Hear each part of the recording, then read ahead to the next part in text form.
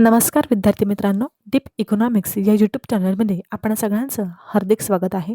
आज आपण पाहत आहोत अर्थशास्त्राच्या एम ए पार्ट 1 सेमिस्टर 1चा मायक्रो इकॉनॉमिक्स म्हणजेच सूक्ष्म अर्थशास्त्रातील खर्च फलन ही संकल्पना. विद्यार्थी मित्रांनो, अर्थशास्त्रात उत्पादन सिद्धांतानंतर सर्वात महत्त्वाची संकल्पना म्हणजे खर्च फलन.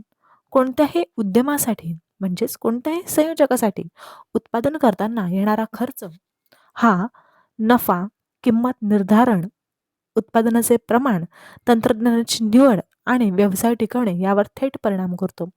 उत्पादन वाढले की खर्च कसा वाढतो किंवा कमी होतो, कोणत्या घटकांवर खर्च अवलंबून असतं आणि अल्पकाळ व दीर्घकाळात खर्चाची रचना कशी बदलते हे जाणून घेण्यासाठी खर्च फलन अत्यंत उपयुक्त ठरते.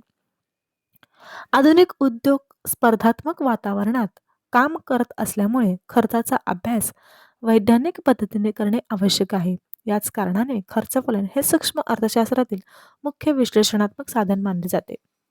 आता आपण खर्च फलनाची व्याख्या पाहूया.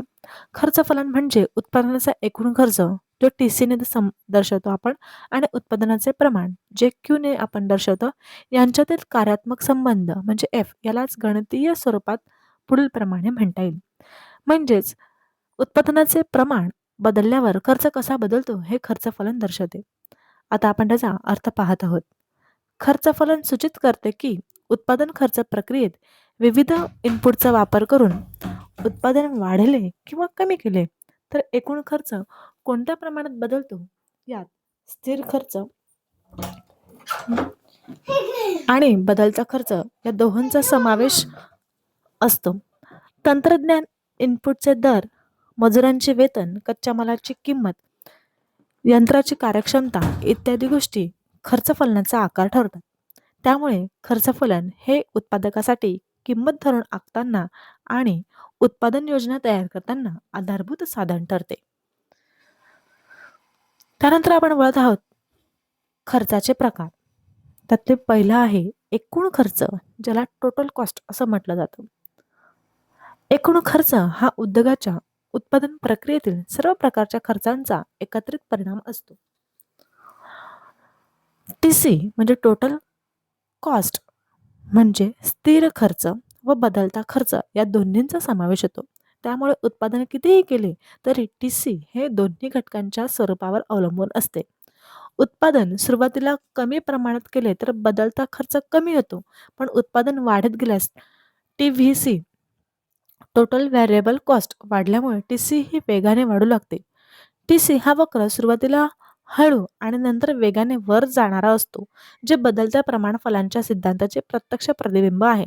त्यामुळे उद्यमाला कोणत्या प्रमाणावर उत्पादन करणे सर्वाधिक फायदेशीर ठरेल हे ठरवण्याचे TC हा महत्त्वाचा निर्देशांक असतो. दुसरं पाहूया आपण एकूण स्थिर खर्च, टोटल फिक्स कॉस्ट, त्याला TFC ने आपण दर्शवतो. एकूण स्थिर खर्च असा खर्च आहे जो उत्पादनाचे प्रमाण वाढले किंवा घटले तरी कायम राहतो. TFC मध्ये भाडे, यंत्राचे घसारा, व्यवस्थापकांचे पगार, विमा प्रीमियम यांसारखे खर्च येतील.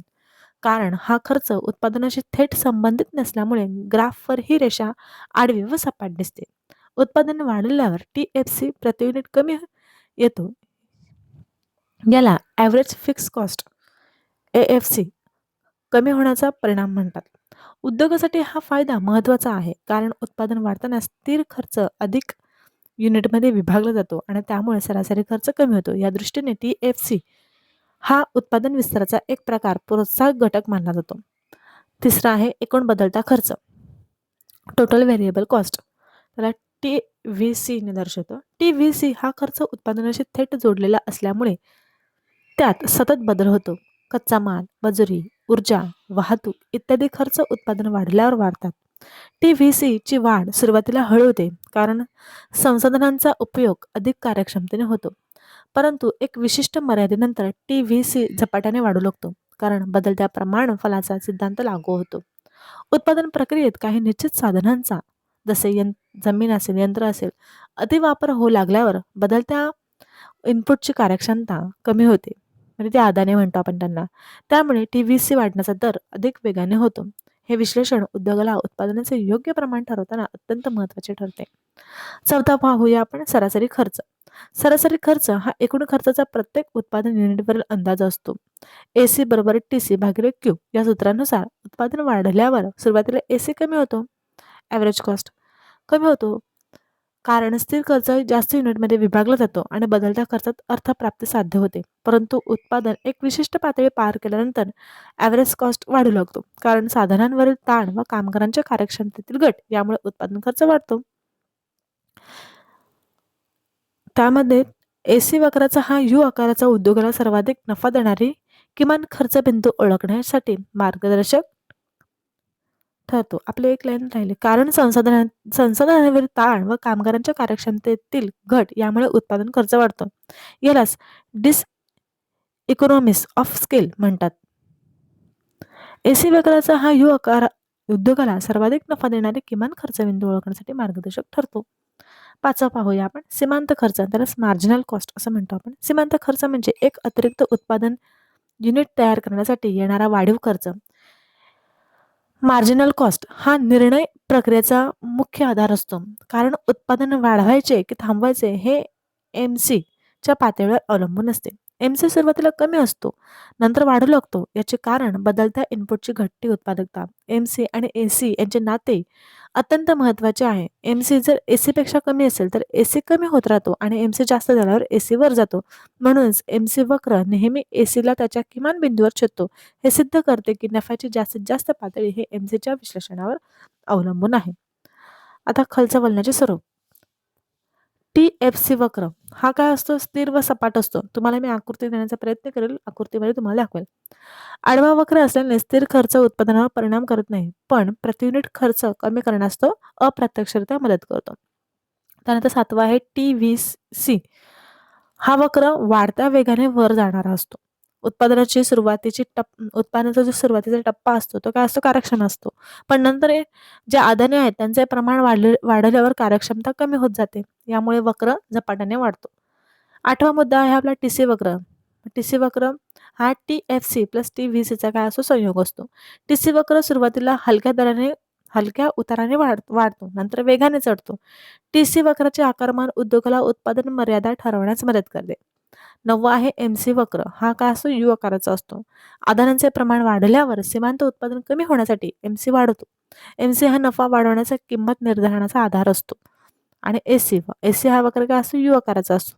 अर्थ व प्राप्ती आणि अनर्थ प्राप्ती डिसइकॉनॉमिक्स यांचा परिणाम AC वक्रात दिसतो. ACचा किमान बिंदू महत्वाचा, कारण तिथे काय असतं? उत्पादन सर्वाधिक फायदेशीर असते. MC मायनस AC संबंध. MC जर AC पेक्षा कमी असेल तर AC खाली जातो, MC जास्त झाल्यावर AC वर जातो. त्यामुळे MC हा ACच्या किमान बिंदूचा काय असतो? निर्देशक असतो. खर्चाचे प्रकार आणि खर्च फलनाचा अभ्यास उद्योगाला उत्पादनाचे प्रमाण, खर्च नियंत्रण, किंमत निर्धारण आणि नफा वाढवण्यासाठी तर्कशुद्ध मार्गदर्शन करतो. TC, TFC, TVC, AC व MC यांचे स्वरूप उद्योगाच्या खर्च रचनेचे वैज्ञानिक चित्र दाखवते. त्यामुळे उचित उत्पादन पातळी ठरवण्यासाठी खर्च फलन अत्यंत निर्णायक मानला जातो. आधुनिक काळातील सर्व उत्पादन आर्थिक नियोजनाचा पाया खर्च फलनावर आधारित आहे. अशा प्रकारे तुम्हाला जर हा प्रश्न विचारला गेला तर अशा पद्धतीने मला सगळे पॉईंट लिहून त्याचं काय करायचं आहे? छान पद्धतीने विश्लेषण करायचं आहे. खर्च फलन संकल्पना, खर्च फलनाची व्याख्या, त्याचा अर्थ, खर्चाचे प्रकार, त्याचे स्वरूप स्वरूप आणि त्याचं सारांश तुम्हाला लिहायचं आहे. सर्वांना परीक्षेच्या हार्दिक शुभेच्छा.